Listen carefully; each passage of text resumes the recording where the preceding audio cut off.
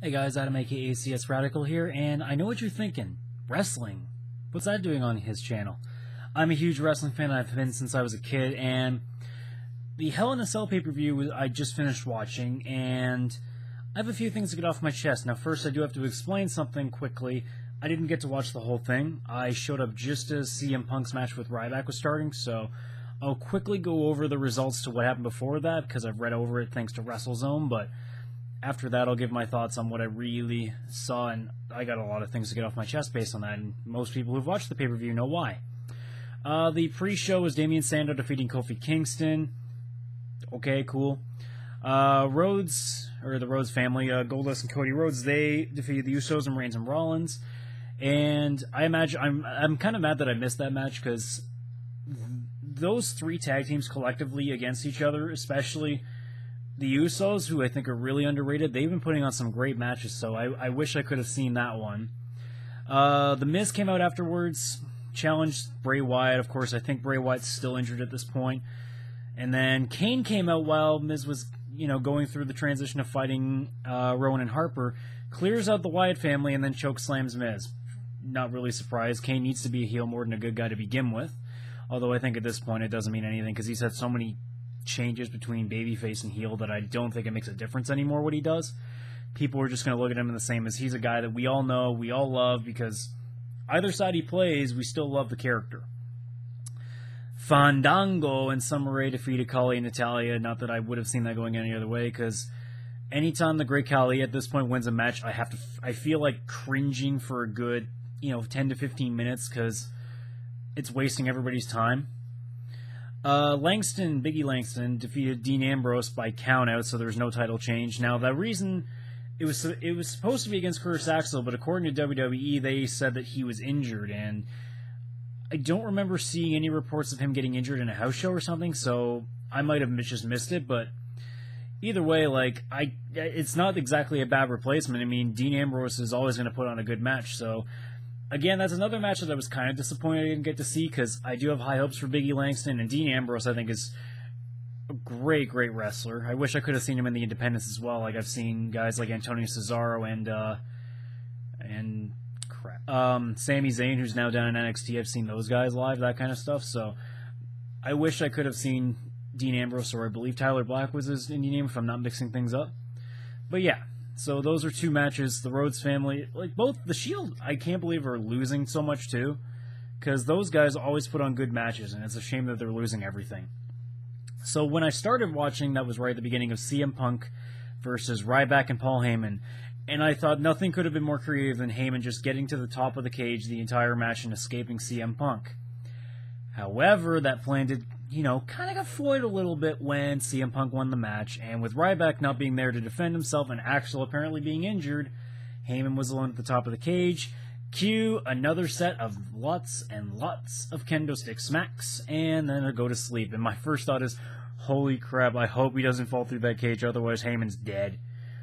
I mean, you got to admit that cage has got to be pretty sturdy if it's taking the weight. Even, I'm not saying that Heyman, it's because he's overweight or anything, but I mean, it's still the force of a guy falling back onto a fence. I mean, usually, yeah, a real fence it wouldn't break through too, but, there's so many things that can go through it, and you got to think that, well, if they can set it to the point that, Mick Foley back when he was feuding with Triple H, he fell through that cage. You got to sit there and think, okay, you never know. You just don't know. But that was a pretty good match. I mean, all things considered, I still think Ryback is not the kind of guy I like seeing wrestling. But then again, I'm a very old school, technical wrestler kind of thing. I've never been a big fan of the power guys, so. After that, it was the Los Matadors and the Real Americans. The Matadors, still haven't lost a match yet, which is not surprising to me. To be honest, their double team finish at the time, I don't know if it was just because I missed part of it, because I kind of had in the corner of my eye at that point, or maybe it's just me, but the finish didn't look very lethal, so I sat there thinking, that's what they won with? So I don't know. If it's the real finish, because I really haven't been paying attention very much to the Matadors, because, to be honest, I don't care about them too much. I think that the team of Epico and Primo, I never really got into to begin with. Putting a gimmick on them is not going to change my opinion, and just because you have the mini guy there, the Bull, it doesn't really change much to me, so I don't know. I've never been a big fan of these guys to begin with. I mean, I'm a big Cesaro fan too, so I kind of don't like it anytime I see the Real Americans take a loss like that. But then we get to the parts where I start to, things start to crack and I start to lose my shit over things. John Cena defeats Alberto Del Rio. Now, I'm not mad about the finish, because actually there's a silver lining to that, which I'll get into a second, but the match itself was really good. I'm not going to lie, but it got completely killed the second they showed Sandow on camera, with the Money in the Bank getting all ready to go, because you knew then, well, he's not going to cash in now. And I sat there thinking, well, maybe they're trying to just reverse this on us. Maybe they're trying to trick us, because, you know, the marks will sit there and think, okay, he's not going to cash in now, so we'll just give up on that thought. So I'm thinking, okay, maybe he really does come out. And even when Cena was up on the ramp as the match, and I'm sitting there thinking, maybe he's just going to come out and smack him, and, you know, then the match will start. But, no, nothing. And the silver lining that I'm talking about is I think it seems kind of strange that of all the people that it's holding the World Heavyweight title, it's the guy that they think is supposedly the top guy in the company. And you would think it's kind of almost sacrilegious to the World Heavyweight title, given what it's done for all this time, that Cena's holding it now. Because the World Heavyweight title has not exactly been a marquee belt for a long, long time. And some people might take it as, okay, well, maybe he's going to, you know, make it mean something again. I think it might be more along the lines of they might be unifying the titles, which should have been done years ago, but that's a whole nother story. But yeah, I think it's really dumb that they wasted their time talking about Sandow cashing in, because that automatically means they're not going to, because the Money in the Bank cashing in is always meant to be a surprise. The only time it never was Rob Van Dam. And, I mean, even when CM Punk was a good guy, when he used it, it was for that exact purpose. It was just out of the blue. You're like, oh, crap, it's happening. So when they do stuff like that and put Sandow on camera, you're just wasting all of our time, and you're making us look dumb, thinking, yeah, of course he's going to cash, right? So they need to stop doing that. Like, we know that the Money in the Bank is pretty much a guaranteed title win, so do it when we don't expect it to. And that's why I think it was interesting with Sandow bordering the lines between maybe he's going to be a good guy now, maybe he's not. We don't know. But either way. Because apparently you need to put this in between. AJ Lee defeated Brie Bella because of Brie accidentally smacking Nikki because AJ got out of the way. And I'm very glad that this didn't turn into a Bella's heel turn, because it seems like any time friends or partners hit each other by accident, that leads to a heel turn now. I mean, I've been watching NXT, and just because... Or no, that wasn't it, but... I mean, you get the idea. Like, a lot of the time, it's such a constant thing that goes on now. It's just because guys run into each other, or just because they lose a certain match, or whatever. Like, they just turn at the drop of a dime for no good reason. And I was sitting there thinking, oh, great, Nikki's going to attack Brie at the end of this match, and thankfully that didn't happen. I just don't get why they're putting that in between. Again, this is why I don't understand the whole World Heavyweight title thing. And I'm really surprised that Cena was not put up to the second highest match, because it's John Cena. I'm sitting there thinking, why is the Divas title placed after the World Heavyweight title? It's everything's freaking backwards in this company. It's driving me nuts right now. And then we get to the end. And this is where most of my my criticism is going to come, for obvious reason. Randy Orton defeats Daniel Bryan, and for the fourth straight pay-per-view, Daniel Bryan has, in some way, it's been an unclean finish. At SummerSlam, that was when the Money in the Bank got cashed in, Triple H pedigreed and blah, blah, blah, blah, blah. At Night of Champions, I'm assuming? Yeah. There was the Fast Count. Battleground, there was the no contest with Big Show. This time around, the entire time, things seem fine, and then all of a sudden, Triple H comes down, starts yelling at Shawn because you're not doing the job right, even though it's looking fine from everybody else's view. It's obviously Triple H just expecting that Orton needs to win, so blah, blah, blah, you got to do this. I like that. I like that swerve they were putting in. I sat there thinking, okay, do that for like another 5 to 10 minutes, and, you know, that's a big story going on.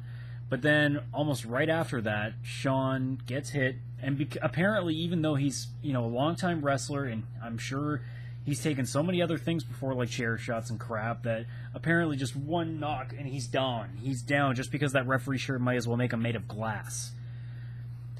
And then immediately they send the trainers in. I'm thinking, oh, okay, screw job incoming. And I was right. Although I expected Triple H, when he went to grab Daniel Bryan, I'm thinking, okay, he's going to take the chance to pedigree him. But instead, he just throws him out of the way, and I'm thinking, well, Daniel Bryan's pissed off at Triple H as it is, so of course he does the running knee to him. And almost immediately, HBK super kicks him, looks conflicted, counts the 3 count, Orton wins. Not even an RKO. And I'm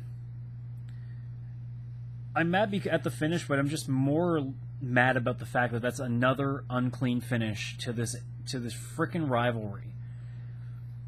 I'm sorry, but I'm at the point now where, you know, fans were asking for their money back for Night of Champions, and they were asking it back for Battleground. I'd be asking for it again at Hell in a Cell, not because the finish was a screw job. It was a you know, your typical screw job at this point for what we're normally used to. But I think just because this is the 3rd time these guys have fought, and all 3 times they face each other, it's a screw job, or it's a no finish, or it's a like, you know, it's never a clean finish. There's no outright winner. And that is driving me nuts. Anytime, like, everybody considers this to be like the Austin McMahon era. Yeah, but Austin won matches and he lost them, and they may have been by screw jobs, but most of the time they were still clean finishes, and shit picked up the next month for the next pay-per-view. This kind of crap never happened. At least not to this extent and to this amount of time over and over again. And it's driving me absolutely crazy that we're seeing this constantly. Especially, you know, when this whole thing started, when Bryan was getting laid out 7 weeks in a row until he finally got some offense in. It really feels like they're trying to bury him, but at the same time, you've just put this guy on the main event 4 pay-per-views in a row, so you can't really be doing a very good job burying him.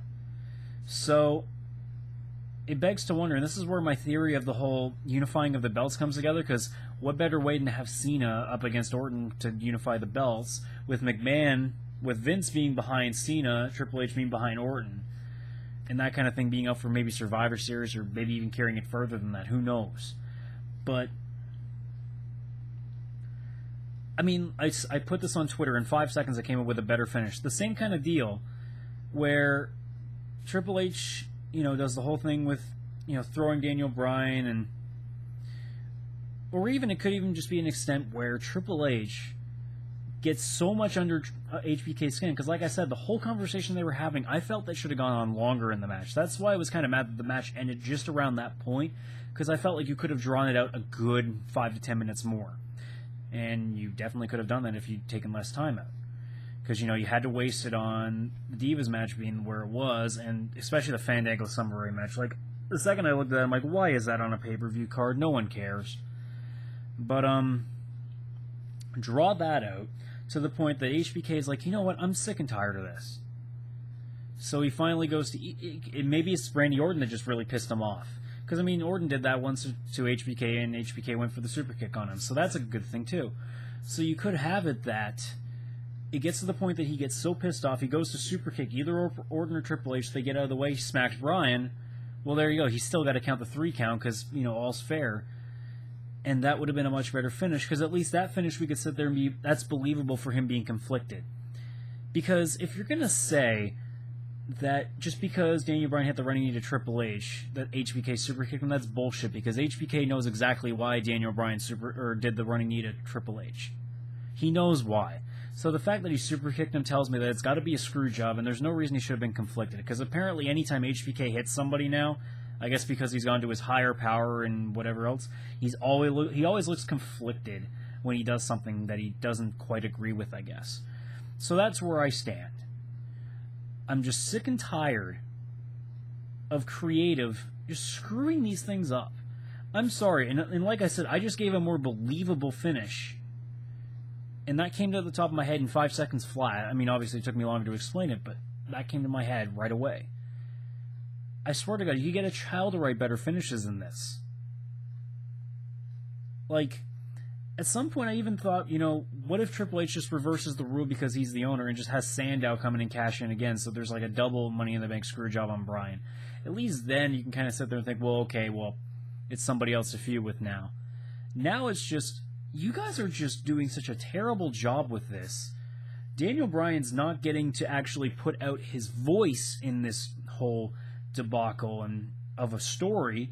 I mean, there was a thing that WWE.com put out about him talking about, over his career, never thinking he would get to this far. Now he's, going into the cell. And that 3-minute segment alone was better than what I've probably seen the entire time between this Orton-Bryan feud. And it just disgusts me that this is what they keep deciding is the finish to it. I'm assuming this is going to have to keep going on, but it's getting to the point that if it doesn't finish clean at Survivor Series, if they're going to do it one more time, you're going to lose a lot of, their pay-per-view buys are bad enough as it is, and it's just going to keep getting worse if this is the kind of finishes they want to put out. Because as a fan, and as a wrestling fan, I'm done with screwjob finishes for a little while, at least in this storyline. If you want to do it somewhere else, okay. But this is where it stops. If you're going to keep the story going, the next pay-per-view needs to be a clean and definitive finish. I don't care who wins at this point. As much as I think it should be Bryan, I don't care who wins. It needs to be clean. No bullshit. Nothing else that can be brought out and say, well, this happened, so maybe next time. Stop with the screw jobs and just be about, here's the winner and here's the loser. That's it. It's not difficult. If you need me to hold your hand, I'll be glad to do it. But other than that, we'll see what happens tomorrow on Raw. So for that, thanks for watching. Like this video if you enjoyed it. Subscribe to the channel if you feel like it. I'm not asking you to. I hope you would, but I'm not asking you to. And I don't know if I'm going to keep doing these in the future. It might mostly just... I think what's going to happen is I want to do more wrestling stuff. I mean, I've got WWE 2K14 coming out Tuesday, and I'm planning on getting that, and I plan on doing stuff with that too. I think it might just be something, if something really gets my attention that I want to talk about wrestling-wise, I'll just do it.